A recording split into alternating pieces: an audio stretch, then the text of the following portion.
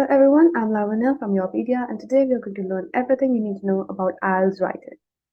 So the first thing you need to know about IELTS writing is that there are going to be two tasks that you have to attempt in 60 minutes. Okay, task 1 and task 2. In task 1, there is a difference in how it is conducted for academic and how it is done in general. For academic, you have to write a report in the given amount of time. For a report, you will basically be given a line bar, graph, or maybe a table chart, or maybe a process chart, and you have to basically explain it in words in your report. For general, you have to write a letter or an application.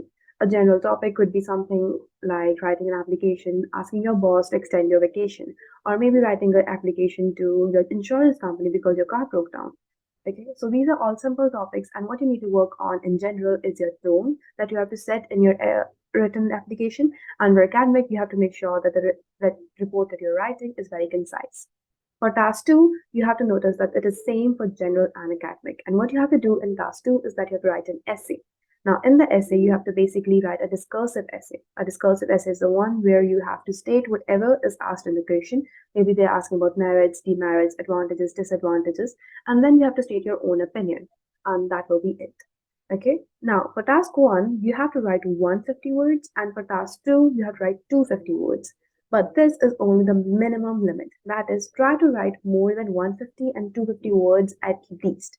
Obviously, you can exceed it by any amount that you prefer. So you can even write 500 words if you want to, but I wouldn't normally recommend that because it does take a lot of time to write that, and in IELTS, it's more about the quality than it is about the quantity. Then for task 1, you're given 20 minutes to do this, and for task 2, you're given 40 minutes. So in total, your IELTS writing task will contain 2 tasks and it will be done in 60 minutes. Obviously, you have freedom to spend how much time you're comfortable with writing these tasks individually. So for example, if you're able to complete your task 1 in 15 minutes, then you can spend 45 minutes on your task 2 because you will be given both the questions at the same time and the answer sheets too. So just wisely pick according to your own preference or how much time you want to spend on each task. Now moving on, how is your IELTS writing judged in IELTS? So for the judgment, there are basically 4 parameters that are considered while they are scoring getting you a band score for IELTS. The first one is lexical resources. Lexical resources is basically a big word for saying vocabulary. And no, you don't actually have to write like big, unique words every time you are going to write an essay or a report. What they actually want is a wide range of vocabulary that should be available at your expense for you. So in this, let's take an example. You have to write an essay about, let's say, the disadvantages of fast food in our daily life. Now, in this, if you're going to write an essay about this, try not to repeat the word fast food over and over again. Instead, use synonyms for it. So you can say like junk food, convenience food, unhealthy eatables, or even pre-cooked meals or processed food. Now, I haven't said anything unique or something that you're not aware of. These are all words that already exist in your vocabulary, but it's just they don't really strike you as you're writing. So that is what you have to work on. Make sure that you use a wide range of vocabulary in your IELTS test and you don't repeat the same word over and over again. That is the first parameter.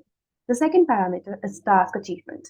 Now, task achievement refers to that you understand the task that is given to you in both writing task 1 and 2, and that you actually give the answer in accordance to that. Okay, now this is actually the part where IDP has said that most students commit the most errors. Why and how? Okay, so to understand this, you need to actually go back to your school days and remember what kind of essays you used to write then. The topic given to you in your school days for essays was a one word or one sentence. They would say write an essay on pollution, write an essay on corruption, and you had complete freedom to write whatever you wanted to.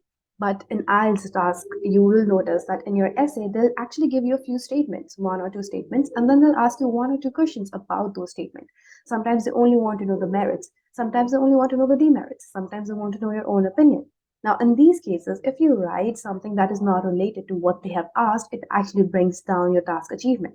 And that's what you have to avoid at all cost. Always give the answer precisely about what they are asking. And that is very important for getting a good band score in IELTS. Now, the third parameter is grammatical accuracy.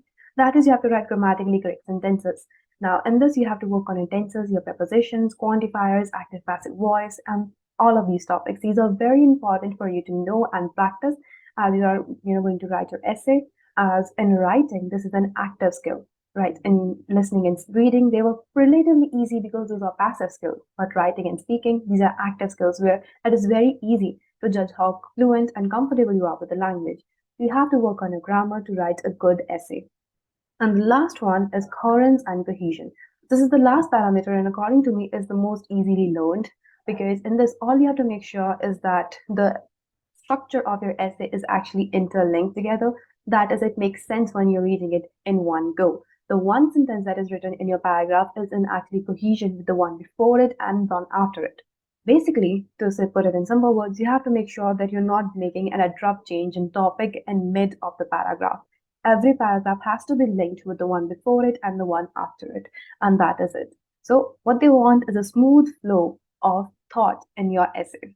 So, these are the four parameters about that the IELTS invigilator will check your exam for, and make sure that you work on all four of them equally. So, this was it for today. Thank you for listening. Stay tuned for more videos with us.